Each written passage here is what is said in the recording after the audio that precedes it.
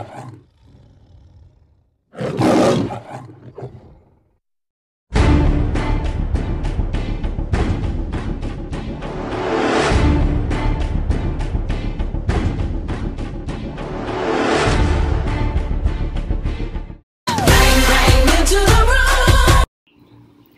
this corner, we have William the Bard Shakespeare from Stratford upon Avon. He stands 5'7" and weighing an intimidating 160 pounds. Born on April 26, 1564, he is ready to rumble.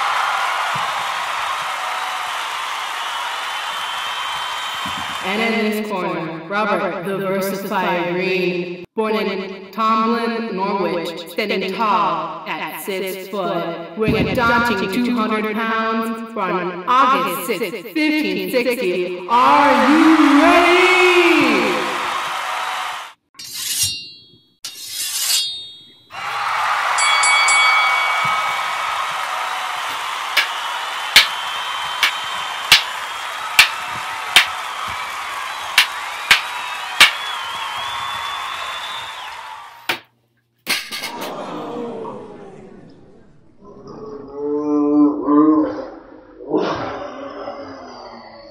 Fatality. And that's the true story of William Shakespeare. Wow. The end. Wait. You're telling me that's how it ends? Sadly, yes. But the adventure continues in The Tempest.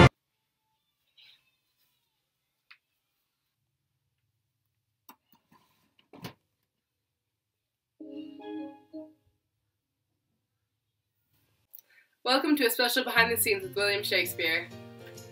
Hi, Ophelia. Hello, William. Glad you're here. So I'll tell you a little bit about yourself. Alright, I am from England and I have 7 siblings. I married my beautiful wife at age 18. She was 26. At our wedding, she was already pregnant, which no one knew. And 6 months later, we had our first...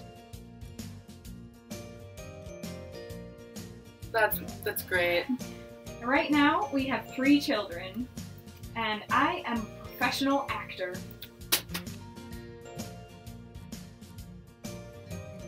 I'm gonna tell you a little secret now, though, okay? Okay, I won't tell. Alright, I played the ghost in Hamlet, Ooh. and I was also Adam in As You Like It. That's amazing.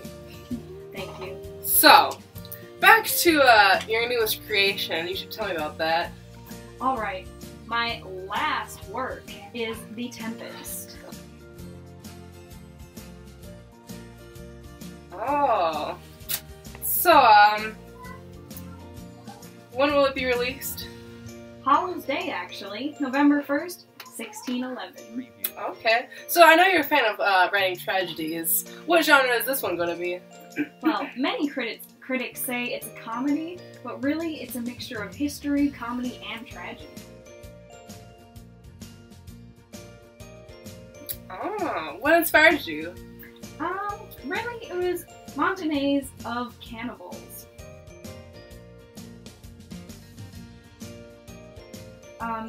The wreck that just happened in 1609 in Bermuda of the Sea Venture, a lot of details came from there.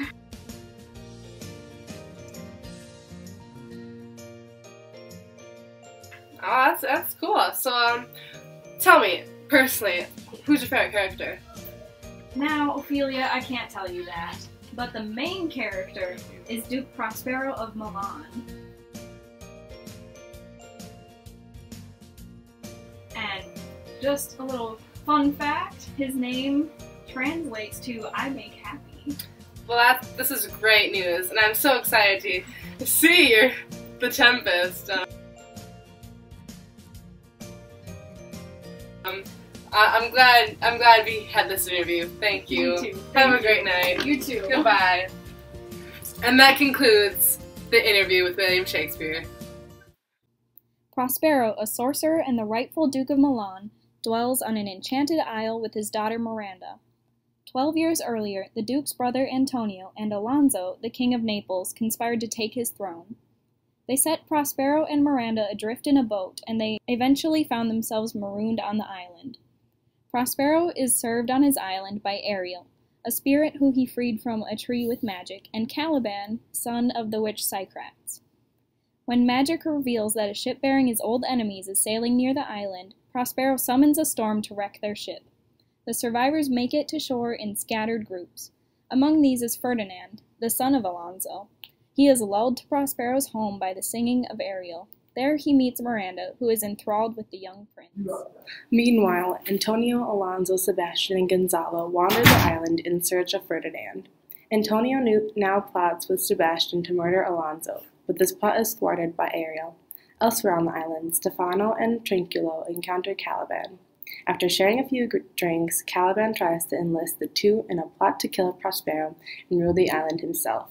He even promises Miranda to Stefano. Ariel, however, reports all these activities to Prospero. In the meantime, Miranda and Ferdinand pledge their trust to each other. Prospero isn't finished with his sport of Antonio and Alonso. He creates a magical banquet for the two men that vanishes whenever they try to eat. He also sends Ariel in the guise of a harpy to hound them for their crimes against Prospero. This scene takes place at a masque to celebrate the marriage of Miranda and Ferdinand. The Tempest setting is during the Renaissance on an island just off of the coast of Italy. The tone is dreamy, mysterious, and magical. If I have too austerly punished you, your compensation makes amends. For I have given you here a third of mine own life, or that for which I live.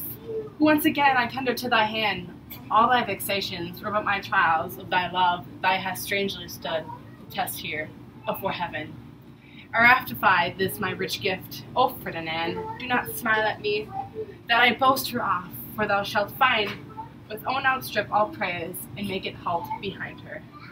I do believe it against an oracle. Then as my gift and thine own accusation, worthily purchased, take my daughter. But if thou dost break her virgin knot before all sanctimony ceremonies may with full holy rite be ministered, no sweet aspirations shall the heavens let fall, to make this contract grow, but barren hate, sour-eyed disdain, and discord shall bestrew the union of your bed with weeds so lowly that you shall hate it both. Therefore take heed, as Hymen's lamps shall light your way. As I hope for quiet days, fair issue, and long life, with such love as 'tis now the murkiest den, the most opportune place, the strongest suggestion. Our worser genius shall never melt mine honor into lust, to take away the edge of that day's celebration, when I shall think, or Phoebe's steeds are foundered, or night kept chained below. Barely spoke. Sit then and talk with her. She is thine own. What? Ariel! My industrious servant, Ariel! What would my potent master? Here I am. Thou and thy meaner fellows your last service did worthily perform. I must use you in such another trick. Go bring the rabble, over whom I give thee power, here to this place. Incite them to quick motion, for I must bestow upon the eyes of this young couple some vanity of mine art. It is my promise, and they expect it from me. Presently? Aye, with a twink. Well, now come, my Ariel, bring a corollary. Rather than want a spirit, appear in pertly. No tongue, all eyes, be silent.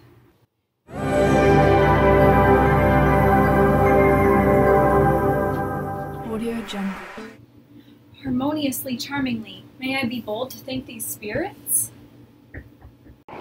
Spirits which by mine art I have from their confines, called to enact my present fancies. Let me live here ever, so rare a wondered father and a wife makes this place paradise. Sweet now silence. Juno and Ceres whisper seriously. There is something else to do. Hush and be mute, or else our spell is marred.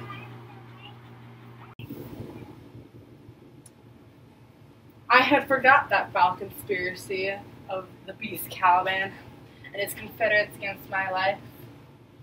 The minute of their plot is almost come. Well done! Avoid no more.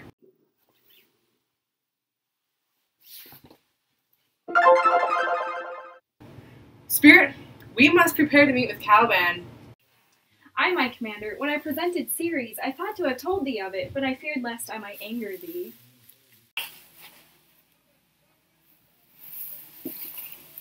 Say again, where did thou leave these varlets? I told you, sir. They were red hot with drinking. For breathing in their faces, they beat the ground, at which, like unbacked colts, they pricked their ears, advanced their eyelids, and lifted up their noses. As they smelt the music, so I charmed their ears. Their dancing up to the chins, that foul lake overstunk their feet. This is well done, my bird. Thy shape invisible retain thou still. The trumpery in my house, go bring it hither. I go. After this scene takes place, Prospero confronts his brother and Alonso, revealing his true identity as the rightful Duke of Milan. He demands that Antonio restore his throne. He also rebukes Sebastian for plotting against his own brother. To Alonso, he reveals Ferdinand alive and well, playing chess with Miranda. As a final act, Prospero abandons his magic and releases Ariel and Caliban from their servitude. From Ariel, Prospero asks for one last boon: calm seas and favorable winds for their trip back to Naples. This is the end of the Tempest.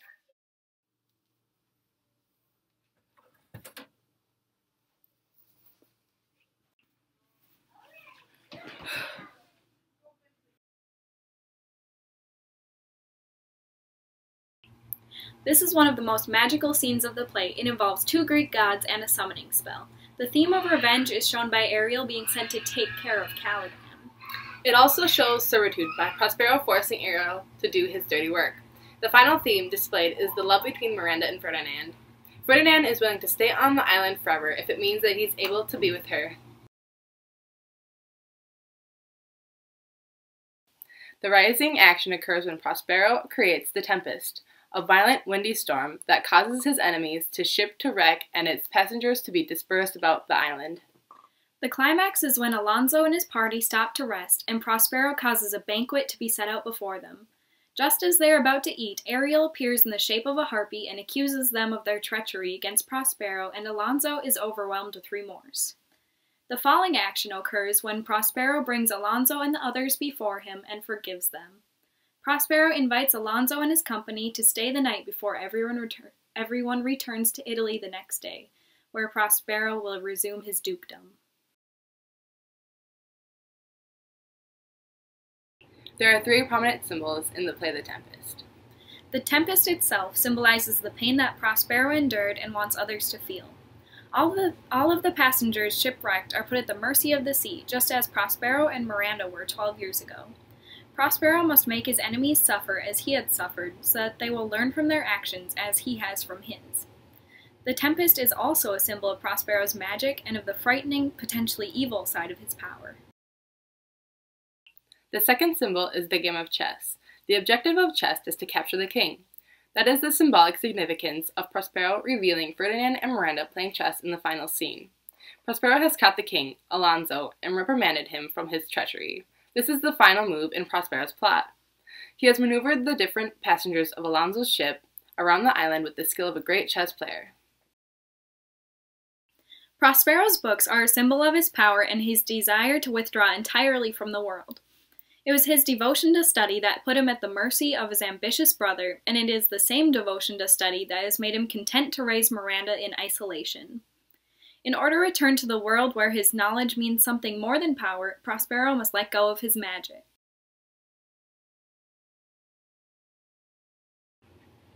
The Tempest was a very interesting play.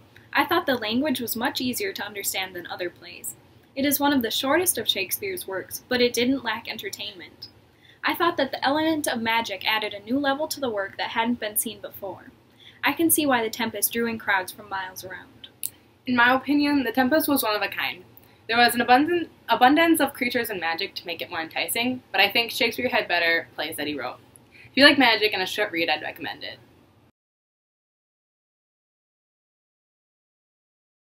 Critics claim it is the worst interpreted and performed play. It probably would have been a success at the Globe Theatre, but the plot is pointless. The play was bizarre enough to be entertaining, and it is widely experimental stage comedy, probably presented to James I because of the mask-like features. In comparison, the works of Hamlet and The Tempest have many differences. In Hamlet, the plot is about struggling and scheming. Conquest is but partial. In The Tempest, the plot is a complete conquest of the good over the bad. Shakespeare went about supernatural entities in 2 different ways. In Hamlet, it is mysterious, sinister, and looming in the background. In the Tempest, it is controlled by Prospero. It is a helpful force, thereby liberating the supernatural beings also. The heroes greatly differ. Hamlet is constantly struggling, falling and rising, and only in the end gains the victory, while Prospero is the master of life and death, a helper of his fellow men, and never thinks of himself.